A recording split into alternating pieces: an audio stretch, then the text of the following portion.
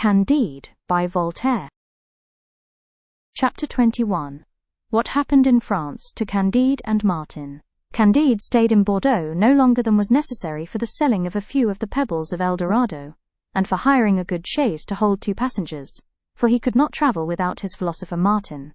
He was only vexed at parting with his sheep, which he left to the Bordeaux Academy of Sciences, who set as a subject for that year's prize, to find why this sheep's wool was red, and the prize was awarded to a learned man of the north, who demonstrated by A plus B minus C divided by Z, that the sheep must be red, and die of the rot. Meanwhile, all the travellers whom Candide met in the inns along his route said to him, "We go to Paris." This general eagerness at length gave him too a desire to see this capital, and it was not so very great a detour from the road to Venice. He entered Paris by the suburb of Saint-Marceau, 106, and fancied that he was in the dirtiest village of Westphalia.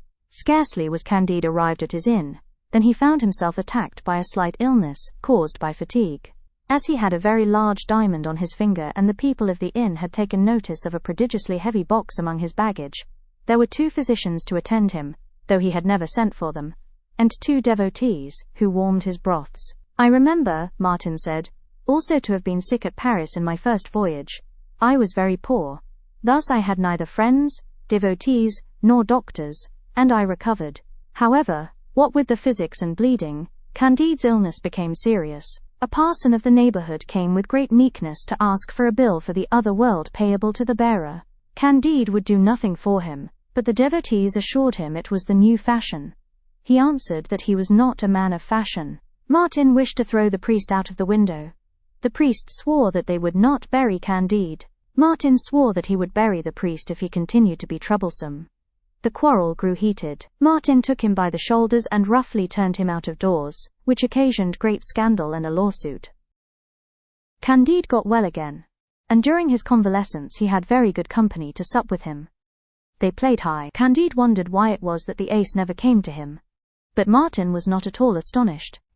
Among those who did him the honours of the town was a little abbé of Périgord, one of those busybodies who are ever alert, officious, forward, fawning and complacent, who watch for strangers in their passage through the capital, tell them the scandalous history of the town, and offer them pleasure at all prices. He first took Candide and Martin to La Comédie, where they played a new tragedy. Candide happened to be seated near some of the fashionable wits. This did not prevent his shedding tears at the well-acted scenes. One of these critics at his side said to him between the acts, "Your tears are misplaced. That is a shocking actress. The actor who plays with her is yet worse, and the play is still worse than the actors. The author does not know a word of Arabic, yet the scene is in Arabia. Moreover, he is a man that does not believe in innate ideas, and I will bring you tomorrow 20 pamphlets written against him." "How many dramas have you in France, sir?" said Candide to the abbé. 5 or 6,000. "What a number," said Candide. "How many good?" 15 or 16, replied the other. "What a number," said Martin. Candide was very pleased with an actress who played Queen Elizabeth in a somewhat insipid tragedy, sometimes acted. "That actress," said he to Martin, "pleases me much. She has a likeness to Miss Cunegonde. I should be very glad to wait upon her."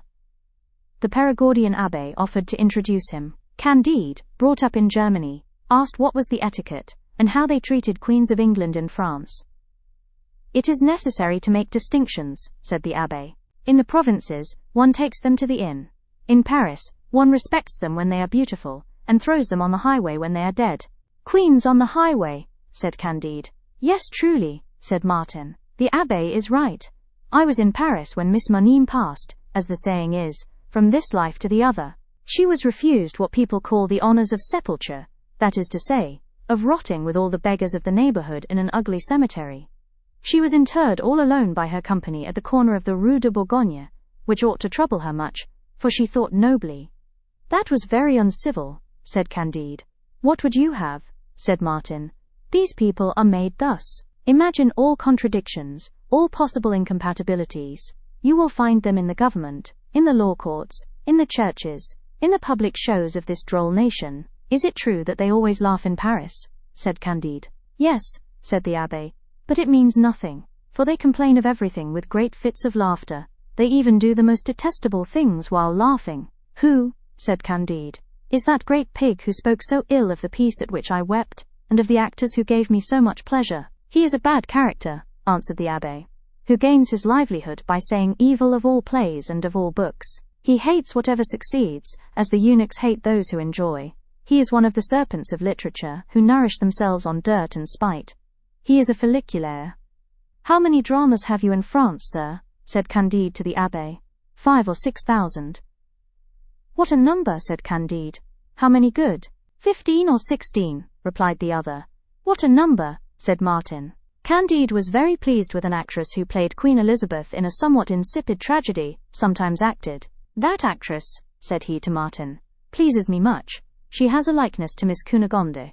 I should be very glad to wait upon her. The Perigordian abbé offered to introduce him. Candide, brought up in Germany, asked what was the etiquette, and how they treated queens of England in France. It is necessary to make distinctions, said the abbé. In the provinces, one takes them to the inn. In Paris, one respects them when they are beautiful, and throws them on the highway when they are dead. Queens on the highway, said Candide. Yes, truly, said Martin. The abbé is right. I was in Paris when Miss Monima passed, as the saying is, from this life to the other. She was refused what people call the honors of sepulture, that is to say, of rotting with all the beggars of the neighborhood in an ugly cemetery. She was interred all alone by her company at the corner of the Rue de Bourgogne, which ought to trouble her much, for she thought nobly. That was very uncivil, said Candide. What would you have? Said Martin. These people are made thus. Imagine all contradictions, all possible incompatibilities. You will find them in the government, in the law courts, in the churches, in the public shows of this droll nation. Is it true that they always laugh in Paris? Said Candide. Yes, said the abbé, but it means nothing, for they complain of everything with great fits of laughter. They even do the most detestable things while laughing. Who, said Candide, is that great pig who spoke so ill of the piece at which I wept, and of the actors who gave me so much pleasure? He is a bad character, answered the abbé, who gains his livelihood by saying evil of all plays and of all books. He hates whatever succeeds, as the eunuchs hate those who enjoy. He is one of the serpents of literature, who nourish themselves on dirt and spite. He is a folliculaire. What is a folliculaire? Said Candide. It is, said the abbé, a pamphleteer, a fréron. Thus Candide, Martin, and the Perigordian conversed on the staircase, while watching everyone go out after the performance. Although I am eager to see Cunegonde again, said Candide, I should like to sup with Miss Clairon, for she appears to me admirable. The abbé was not the man to approach Miss Clairon, who saw only good company. She is engaged for this evening, he said, but I shall have the honor to take you to the house of a lady of quality, and there you will know Paris as if you had lived in it for years. Candide, who was naturally curious, let himself be taken to this lady's house, at the end of the Faubourg Street Honoré. The company was occupied in playing faro. A dozen melancholy punters held each in his hand a little pack of cards, a bad record of his misfortunes. Profound silence reigned. Pallor was on the faces of the punters, anxiety on that of the banker, and the hostess, sitting near the unpitying banker, noticed with lynx eyes all the doubled and other increased stakes as each player dog's-eared his cards. She made them turn down the edges again, with severe but polite attention. She showed no vexation for fear of losing her customers. The lady insisted upon being called the Marchioness of Paralignac. Her daughter, aged 15, was among the punters, and notified with a covert glance the cheatings of the poor people who tried to repair the cruelties of fate. The Perigordian abbé, Candide and Martin entered. No one rose, no one saluted them, no one looked at them. All were profoundly occupied with their cards. The Baroness of Thunder-ten-Tronckh was more polite, said Candide. However, the abbé whispered to the Marchioness, who half rose, honored Candide with a gracious smile, and Martin with a condescending nod. She gave a seat and a pack of cards to Candide, who lost 50,000 francs in 2 deals, after which they supped very gaily, and every one was astonished that Candide was not moved by his loss. The servants said among themselves, in the language of servants, "Some English lord is here this evening." The supper passed at first, like most Parisian suppers, in silence, followed by a noise of words which could not be distinguished, then with pleasantries of which most were insipid, with false news, with bad reasoning, a little politics, and much evil speaking. They also discussed new books. "Have you seen," said the Perigordian abbé, "the romance of Sieur Gauchat, Doctor of Divinity?" "Yes," answered one of the guests, "but I have not been able to finish it. We have a crowd of silly writings, but altogether do not approach the impertinence of Gauchat, Doctor of Divinity." I am so satiated with the great number of detestable books with which we are inundated, that I am reduced to punting at faro.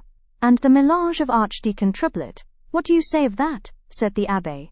Ah, said the Marchioness of Paralignac, the wearisome mortal. How curiously he repeats to you all that the world knows.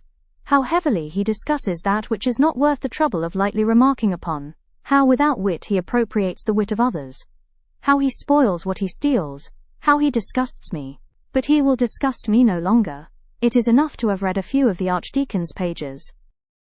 There was at table a wise man of taste who supported the Marchioness. They spoke afterwards of tragedies.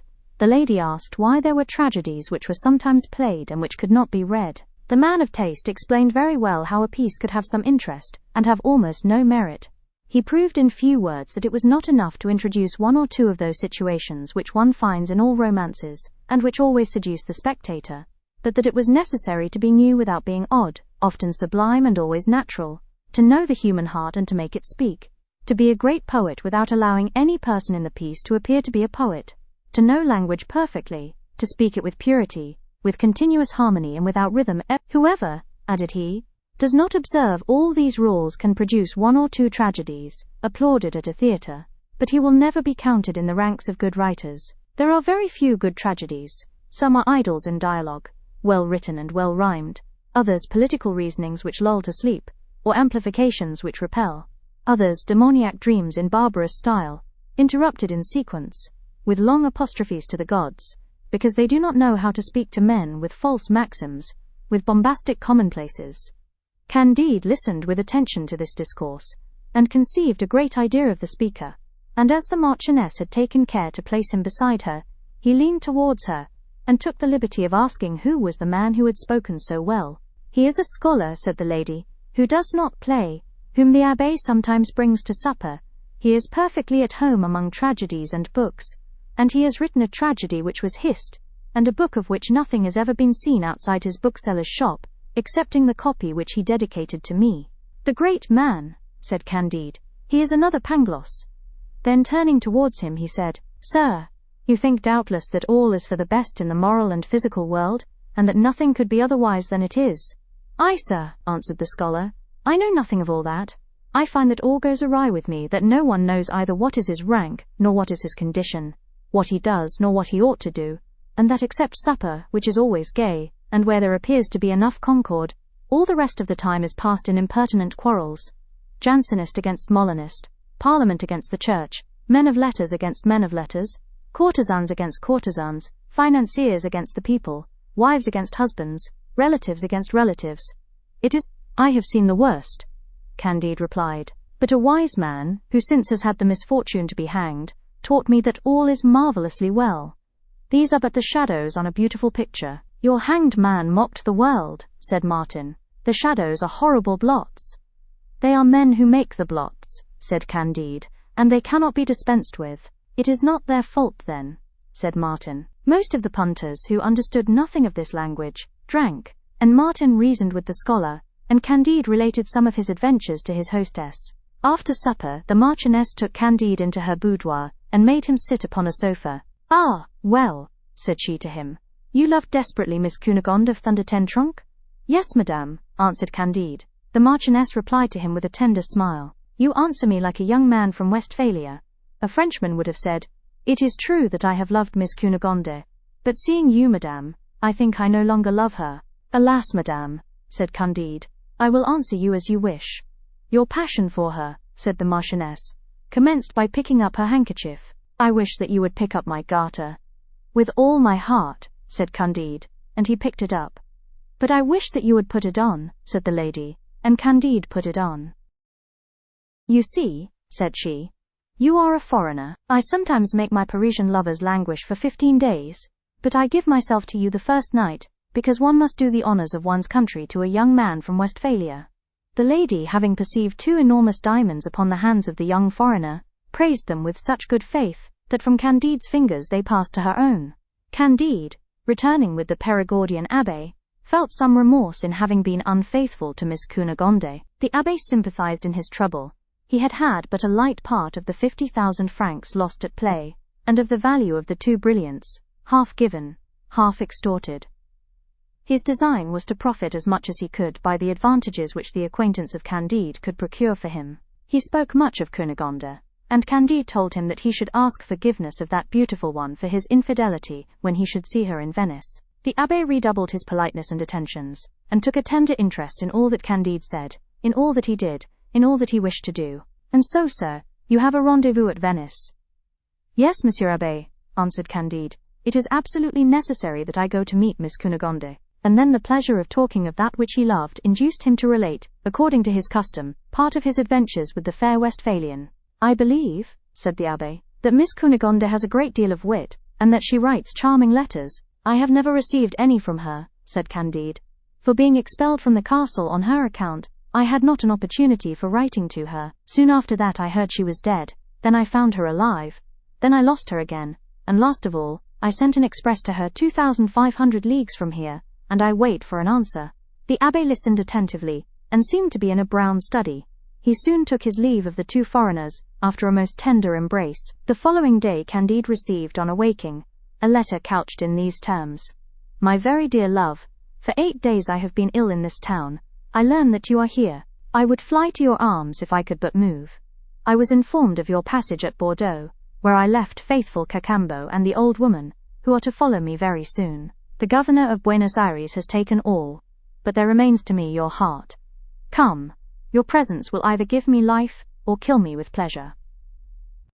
This charming, this unhoped-for letter transported Candide with an inexpressible joy, and the illness of his dear Cunegonde overwhelmed him with grief. Divided between those two passions, he took his gold and his diamonds and hurried away, with Martin, to the hotel where Miss Cunegonde was lodged. He entered her room trembling, his heart palpitating, his voice sobbing. He wished to open the curtains of the bed, and asked for a light. "Take care what you do," said the servant maid. "The light hurts her," and immediately she drew the curtain again. "My dear Cunegonde," said Candide weeping, "how are you? If you cannot see me, at least speak to me." "She cannot speak," said the maid. The lady then put a plump hand out from the bed, and Candide bathed it with his tears, and afterwards filled it with diamonds, leaving a bag of gold upon the easy-chair. In the midst of these transports in came an officer, followed by the abbé, and a file of soldiers. "There," said he, "are the 2 suspected 119 foreigners," and at the same time he ordered them to be seized and carried to prison. "Travelers are not treated thus in El Dorado," said Candide. "I am more a Manichean now than ever," said Martin. "But pray, sir, where are you going to carry us?" said Candide. "To a dungeon," answered the officer. Martin, having recovered himself a little, judged that the lady who acted the part of Cunegonde was a cheat, that the Perigordian abbé was a knave who had imposed upon the honest simplicity of Candide, and that the officer was another knave whom they might easily silence. Candide, advised by Martin and impatient to see the real Cunegonde, rather than expose himself before a court of justice, proposed to the officer to give him 3 small diamonds, each worth about 3,000 pistoles. "Ah, sir," said the man with the ivory baton, "had you committed all the imaginable crimes you would be to me the most honest man in the world. 3 diamonds, each worth 3,000 pistoles. Sir, instead of carrying you to jail, I would lose my life to serve you. There are orders for arresting all foreigners, but leave it to me. I have a brother at Dieppe in Normandy. I'll conduct you thither, and if you have a diamond to give him, he'll take as much care of you as I would." "And why," said Candide, "should all foreigners be arrested?" "It is," the Perigordian abbé then made answer, "because a poor beggar of the country of Atrebati, 28, heard some foolish things said. This induced him to commit a parricide, not such as that of 1610 in the month of May, but such as that of 1594 in the month of December, and such as others which have been committed in other years and other months, by other poor devils, who had heard nonsense spoken." The officer then explained what the abbé meant. "Ah, the monsters!" cried Candide. "What horrors among a people who dance and sing! Is there no way of getting quickly out of this country where monkeys provoke tigers? I have seen no bears in my country, but men I have beheld nowhere except in El Dorado. In the name of God, sir, conduct me to Venice, where I am to await Miss Cunegonde." "I can conduct you no further than Lower Normandy," said the officer. Immediately he ordered his irons to be struck off, acknowledged himself mistaken, sent away his men, set out with Candide and Martin for Dieppe, and left them in the care of his brother. There was then a small Dutch ship in the harbour. The Norman, who by the virtue of 3 more diamonds had become the most subservient of men, put Candide and his attendants on board a vessel that was just ready to set sail for Portsmouth in England. This was not the way to Venice, but Candide thought he had made his way out of hell, and reckoned that he would soon have an opportunity for resuming his journey.